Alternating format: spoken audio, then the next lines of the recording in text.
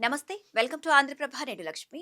హైకోర్టులో ప్రభుత్వ ఉచిత పథకాలపై జడ్జి చేసిన వ్యాఖ్యలు ఇప్పుడు చర్చనీయాంశంగా మారాయి.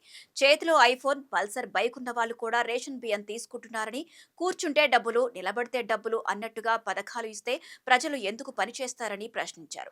మరోవైపు రైతులకు స్థానికంగా కూలీలు దొరకక ఇతర రాష్ట్రాల నుంచి తీసుకురావాల్సిన పరిస్థితి ఉందని చెప్పారు.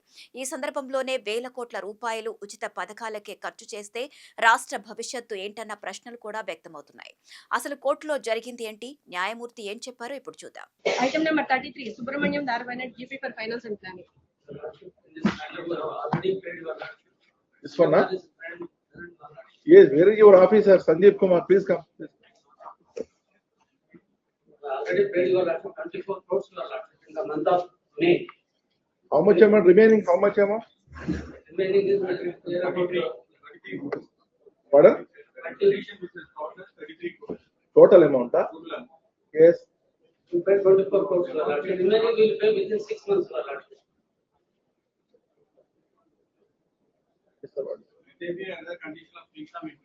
ఏం చేస్తారు ఎవరు కాదు సమాజంలో బాయ్స్ ఎక్కడ ఉంది sir? Senior, you senior, social responsibility ఎక్కడ ఉంది చెప్పండి.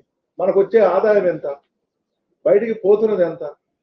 ఎవరో చెప్పిన దాన్ని బట్టి చూస్తే 3,24,000 కోట్లు, వాళ్ళకు వచ్చేది 2,70,000 కోట్లు. 1,50,000 కోట్లు శాలరీ రూపంలో పోతే, లోన్ల పేమెంట్ రూపంలో పోతే, అంతకుముందు చేసిన అప్పుల రూపంలో పోతే వాళ్ళకి మిగిలింది 90,000 కోట్లు.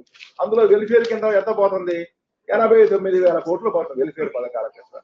కూర్చుంటే డబ్బులు, నిలబడితే డబ్బులు, ఏం చేయకపోతే డబ్బులు. కొన్ని నిజాయితీగా పోతున్నాయి. పల్సర్ బైక్ వేసుకొని అయిపోయి ఉచిత బియ్యం పట్టుకొని పోతున్నారు. ఎంత పడ్డని పడుతుంది వాళ్ళ మీద? ఎవరికైనా బాధ్యత ఉందా సమాజంలో? చెప్తే బ్లేమింగ్ ఎవరికైనా, మనందరం కూడా, నేను పౌరుడే కాబట్టి ఎన్ని అనవసరమైన ఉచిత పథకాలు ఇవ్వాల్సిందే. మరి ఎంతమంది అనవసరంగా తీసుకుంటారు చెప్పండి. ఆ రైతు బంధు పథకం ఉంది, కోటీశ్వరులు కూడా రైతు బంధు ఇవ్వట్లేదా? ఎంత బడ్డెన పడుతుంది రాష్ట్రం మీద? ఈ భవిష్యత్తు పిల్లలకి ఏం మిగులుతుంది రేపు పొద్దున? ఏ ప్రభుత్వం వచ్చినా ఏం చేయగలుగుద్ది? ఒకప్పుడు ఏంది, ఈ దేశానికి మనం ఏమి ఇచ్చాం అనుకునే వాళ్ళం. ఇప్పుడు ఈ దేశం మనకేమిచ్చింది? ఒకప్పుడు ఏముంది, మన ఊరికి ఏమి ఇచ్చారు, లేకపోతే మన గ్రామానికి ఏమి ఇచ్చారు, లేకపోతే మన వీధికి ఏమి అడిగారు. ఇప్పుడు ఏంటి, ఇంటికి వచ్చింది, మన ఇంటికి ఏమి ఇచ్చారు, నాకేమి ఇచ్చారు. ప్రజల టెండెన్సీ చూడండి, ప్రజలు నాకేమి ఇచ్చారు, ఈ దేశం నాకేమి ఇచ్చింది. ఒకప్పుడు ఏముంది, గాంధీ గారిను, నెహ్రూ గారిని చూసి మిగతా వాళ్ళని చూసినప్పుడు, ప్రకాశం పంతులు గారిను, లేకపోతే అందరూ ఏమనుకున్నారు, ఈ దేశానికి నేను ఏదైనా ఇవ్వాలి, ఈ దేశంలో నేను పుట్టినందుకని అనుకున్నాను. ఇప్పుడేంటి, ఈ దేశం నాకేం ఇచ్చింది? ఇన్ని ఉచిత పథకాల ఏమన్నా ఒక్క తెల్ల కార్డు తీసేయగలరా? ఒక్క తెల్ల కార్డు తీసేస్తే ఇంకో రకమైన రాజకీయ పరమైన గొడవలు, ఫలానాది చెయ్యొద్దు ఇంకో రకమైన విమర్శలు. ఆఫీసర్లు ఏం చేస్తారు? 3,000 4,000 కేసులు ఆయన మీద ఉన్నాయి. నేను చూశాను, మొత్తం కూడా చూస్తే ఈ జీవితకాలం పాటు ఆయన జైల్లోనే ఉంచాలి. ఇది ఎక్కడ ఆ సెక్రటరీ గారు పోస్ట్ లో ఉన్నందుకు పాపం ఇక ఆయన లైఫ్ అంతా ఎక్కడున్నారంటే ఇంట్లో జైల్లో ఉంచాలి, జైల్లో ఉంచి అక్కడి నుంచే పని చేయించాలి. ఏం చేస్తారు చెప్పండి? చాలా ప్రాక్టికల్ గా చాలా డిఫికల్ట్ అయిపోతుంది.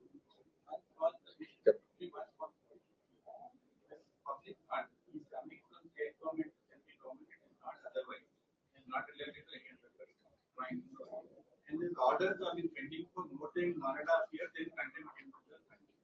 No more. So in the counter also they did not file. I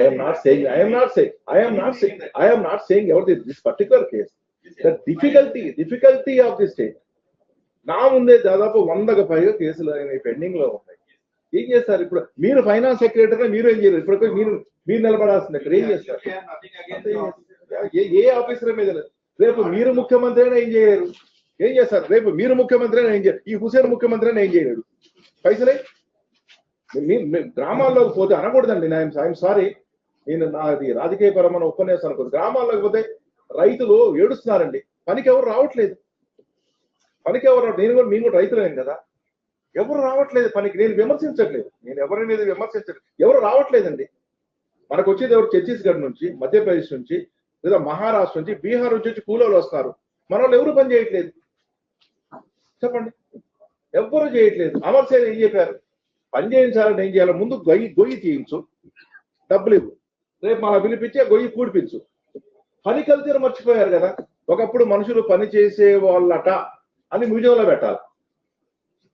అంతే. ఒకప్పుడు మనుషులు పని చేసే వాళ్ళు ఏదో మొన్న అదే డాక్యుమెంటరీ చూసాం, ఒక ఆయన చెట్టు కిందనే పడుకొని ఉంటాడు, రోజు ఒక ఆఫీసర్ పోతూ ఉంటాడు, ఇట్లా చూసుకుంటూ పోతుంటే ఈయన హాయి కాలు మీద కాలేదని పడుకుంటాడు.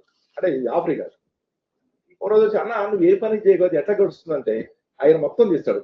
ఇగో ఈ పథకం కింద నాకు ఇది వస్తుంది, ఈ పథకం కింద నాకు ఇది వస్తుంది, ఈ పథకం కింద నాకు ఇది వస్తుంది, ఈ పథకం కింద నాకు ఇది వస్తుంది, ఈ పథకం ఇంకా నేను ఎందుకు పని చేయాలంటాడు. అప్పుడు ఈయన అంటాడు, ఏ ఉద్యోగం చేయడం దగ్గర దండగా ట్యాక్స్ తప్పని పక్కన కొంచెం మంచం ఉంచవే, నేను కూడా వచ్చి పడుకుంటాను అంటాడు. ఇది దయచేసి నేను ఏదో రాజకీయ పరమైన ఉపన్యాసమో ప్రభుత్వం అనేది విమర్శించట్లేదు, మనందరం ఆలోచించాలి కదా, ఆలోచించాలి కదా సార్. ట్యాక్స్ పేయర్స్ రేపు పొద్దున భవిష్యత్తు ఏంటి పిల్లలది? ఇవన్నీ తీర్చడం కోసం రైట్ రాంగ్ ఏదో ఏదో ల్యాండ్స్ కూడా అమ్మేస్తా ఉన్నారు. రేపు పొద్దున భవిష్యత్తు అవసరాల పరిస్థితి ఏంటి? ఉన్నాయని అప్పు చేసి ఎవరన్నా బెంజికారు ఉంటాడా? ఇప్పుడు మనం కూడా జీతాలు చేస్తున్నాం, మనం ఎర్ర బస్సులో పోగలం, ఎయిర్ బస్సులో బిజినెస్ క్లాస్ పెడితే ఎంతకాలం ఉంటుంది సంసారం?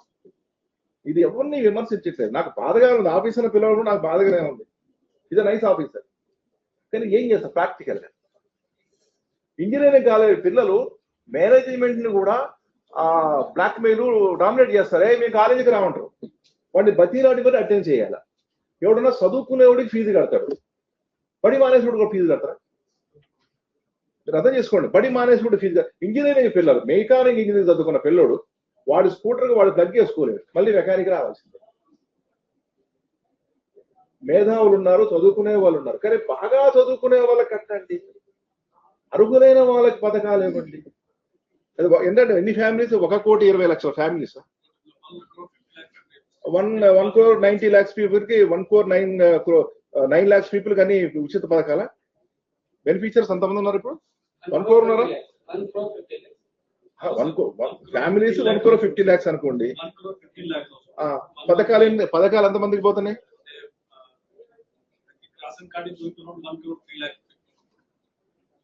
1,15,00,000 కుటుంబాల 1,03,00,00,000 కుటుంబాలకు తెలకాట్లేకపోతే ఈ దేశాన్ని ఎవరు నడుపుతారండి?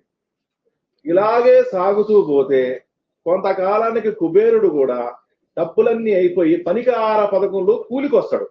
ఎందుకు వచ్చిన కుబేర అంటే ఏం చేయమంటండి, ఈ డబ్బులు కట్టలేక మొత్తం కూడా అర్థకరప అయిపోయింది అని తట్ట మోస్తుంటాడు మన పక్కనే, చెరువులో కూడికలు తీసుకుంటూ తిరుగుతుంది. పైగా ఈ పథకానికి కుబేరాన్ని పెట్టారు.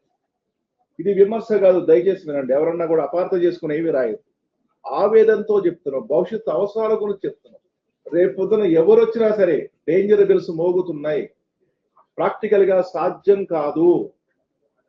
3 లక్షల రూపాయలు జీతం ఉంటే 3 లక్షల రూపాయల కుటుంబానికి ఖర్చు అవ్వాలి. ఇలా రకరకాలుగా కానీ పోతే చాలా ప్రమాదకరమైన పరిస్థితిలో సమాజం పడబోతుంది. అది అందరూ అర్థం చేసుకోవాలి, అవేర్నెస్ రావాలి. అది ఎంతవరకు మారుతున్నది నాకు సంబంధం లేదు, అది ప్రభుత్వం యొక్క నిర్ణయం. కానీ ప్రాక్టికల్ గా సాధ్యం కాదే. మన ఇంట్లో పిల్లలు ఏం చేద్దరా, మేము అప్పు చేసుకొచ్చి పెంచామంటావా? మీరు అసలు అడుగే పెట్టద్దు అని చెప్తాం. ఇది ప్రాక్టికల్, ఇది విమర్శ కాదు. Yes mister file an affidavit that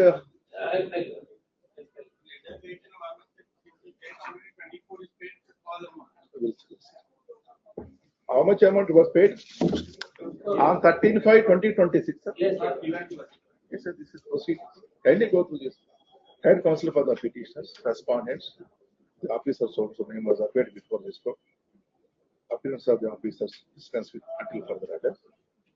The government Peter submit the proceedings dated 13/5/2026, sir, stating that 25 crores 45 lakhs 70,893 was paid on 13/5/2026. Remaining amount, they want to file a detailed affidavit for payment of through installments. At request, file an affidavit with this matter on 19th of this month. File an affidavit to that extent. Dispense with order, no need to come again.